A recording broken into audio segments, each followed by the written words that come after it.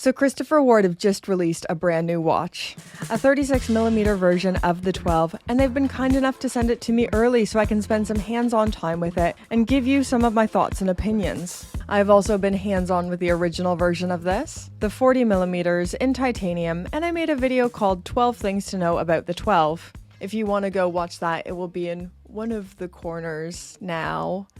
Let's lock in this corner. I hope it's this corner. I don't know if I'll be able to make this video another 12 things about the 12, but I'm going to try my best, and let's see what number we get to.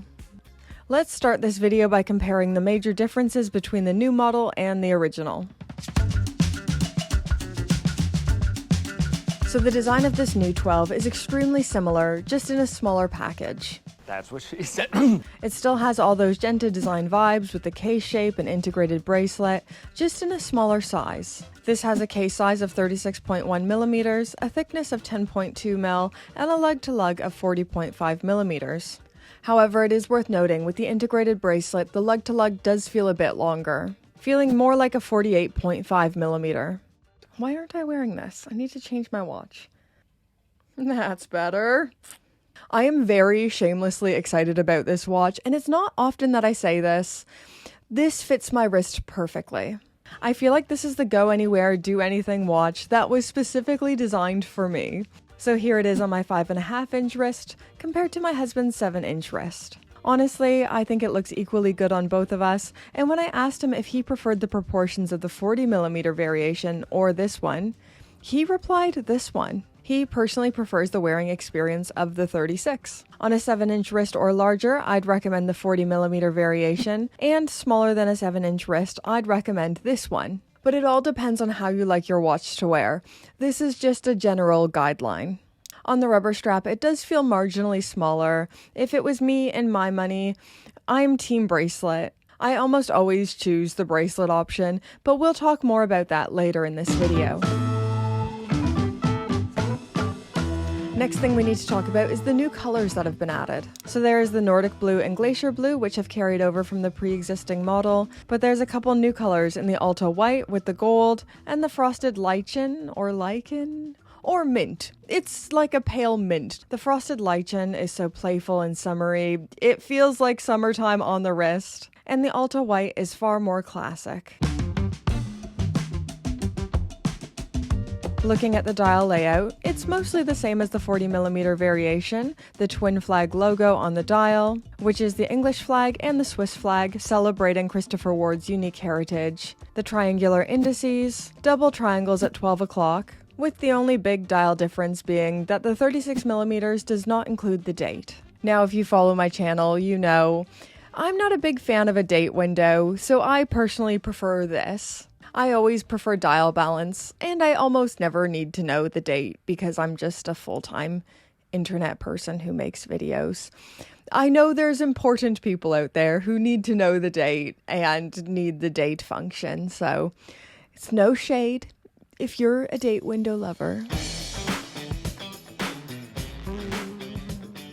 Digging into the specifications, this watch has a 36.1mm stainless steel case, 100 meters of water resistance, making it the perfect go anywhere, do anything kind of watch, screw down crown, and sapphire glass. Inside this watch is the Sellita SW200-1 automatic movement, which is visible from the display case back. So this is the same movement that's in the larger variation, giving you 38 hours of power reserve. Great movement, and to be as cliche as it gets, it really is a tried and tested workhorse movement. Looking at the case design, this new variation has that same dodecagon bezel with 3 types of finishing, with brushed, sandblasted, and high polished surfaces. The 40mm comes in stainless steel and titanium offerings, but the 36mm only comes in stainless steel, and there is no chronometer certified version yet. Hey guys, Editing Brittany here, and I'm just overthinking what I just said there.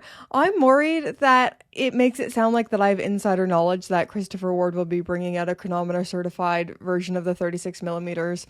I have no insider knowledge. This is just wishful thinking. I would just like to see it. Okay, let's talk about integrated bracelets. Now, I feel like the bracelet is the unsung hero of a watch.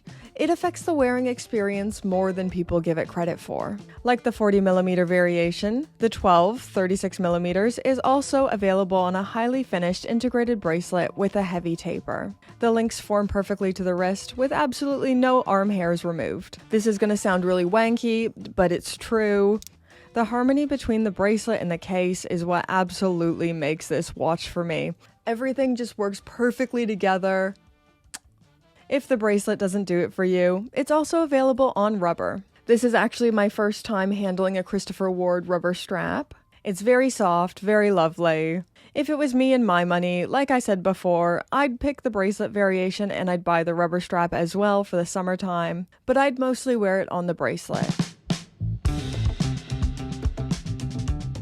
Flowing from the bracelet to the clasp, this watch has a hidden butterfly clasp with the Christopher Ward logo, and just like the 40mm, sadly no micro adjustments. This is often the sacrifice with integrated bracelets. You can't win them all. This is all well and good, Brittany, but how much does it cost?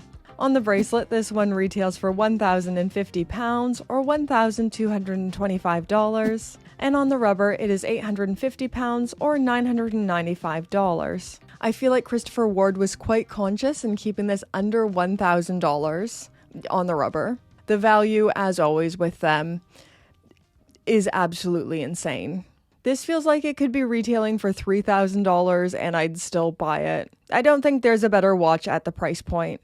Tissot PRX people, I expect a spirited debate with you in the comment section. Okay, you know what? No. Let's talk about it. Let's talk about it, PRX people. I really feel like Christopher Ward is going to be taking a piece of that Tissot PRX pie. Genta design vibes, sporty integrated bracelet, really competitive price points, but the PRX is more affordable. And now Christopher Ward is offering the same sizes, or really similar sizes. So the PRX is available in 40mm and 35mm. The 12 is now available in 40mm and 36. I'm sure there's lots of other competitors around the same price as well. But just with the styling and what these are, Tissot seems to be the biggest competitor to me that comes to mind. It really depends what you're after. If you're looking for the automatic version of the PRX, these retail for £610 on the bracelet, which is notably cheaper, but the Christopher Ward is notably higher quality. For me, it's just the details Christopher Ward puts in that separates them from the rest. The 3 different types of finishing on the bezel alone, the dodecagon or the 12-sided bezel, I find more interesting. I like the crown guards. They done good. They really done good. For me, they're my choice. But like I always say, watch collecting is an incredibly subjective and personal thing. Sometimes the very things that I love will be the things that you don't love. So it's okay if you disagree with me. But also, it's not. I'm always right.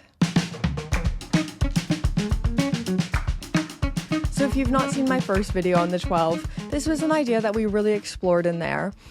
Is this an homage or not? And there really is 2 parts to this. So examining the Genta design elements and how similar this is to the Chapac Antarctique. For part 1, is this a Genta homage? Yes. Shamelessly, yes. Christopher Ward has never been shy in citing their footnotes and their design inspiration. That's one of the things I love about them. They'll take a great design and add their own mustard to it. The big inspiration for the 12 is, and always has been, Gerald Genta. This is almost meant to feel like if Gerald Genta was alive today and commissioned by Christopher Ward to design a watch, this might be something really similar to what he would design. As for the Chapac Antarctique, namely the Antarctique Passage de Drake S, and how similar these 2 watches look, I mean, it's similar, but it's just as similar to the PRX or the Vacheron Constantin Overseas. Maybe it's just because of my ridiculous exposure to Vacheron, but the very first time I saw this watch, my first thought was, oh hey, that looks like the Overseas. So the Christopher Ward head of production design, Adrian Buchman, worked closely with designing the Antarctique and is credited as part of the crew who made that watch. So I guess it shouldn't be too surprising that those similar design elements are present. Like if Christopher Ward hired me to make videos for them, it would still feel like me, just over on their channel. I feel like that's not the best analogy I've ever made. And now it seems like I'm trying to get them to hire me. Okay, now that it's all been said, and it's my thoughts, I just want to shamelessly gush. I love this watch. I have never felt so much like a watch was made for me. And I don't get this a lot. As someone with smaller wrists, my watch choices are limited. It's often me having to buy oversized watches to get those specifications that I want. If you want an automatic movement, 100 meters of water resistance, for a smaller wrist, it's pretty limiting. There are some out-of-reach watches like the Vacheron Constantin 34.5 millimeters, which is price on request. But this new 12 has the finishing, the wearing experience, the specifications that I'm always looking for in a go-anywhere, do-anything watch. The only complaint I have or change I would make is adding some kind of a micro adjustment. But that's my only nitpick. But yeah, I ultimately think Christopher Ward have knocked it out of the park again. Thank you so much to the team over there for sending me these in advance. What do you guys think to these new Christopher Wards? Do you love them? Do you hate them? Let me know everything in those comments down below. Was I able to hit 12 things for this video? Let's see, what did I say? No, that's 11. That's really upsetting. I now have to title this video 11 Things to Know About the 12. That sucks. Subscribe so I feel less sad.